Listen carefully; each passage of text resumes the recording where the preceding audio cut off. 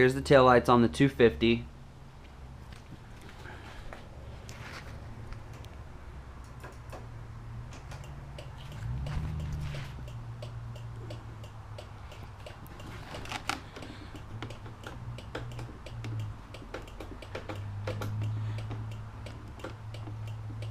Brake, no brake.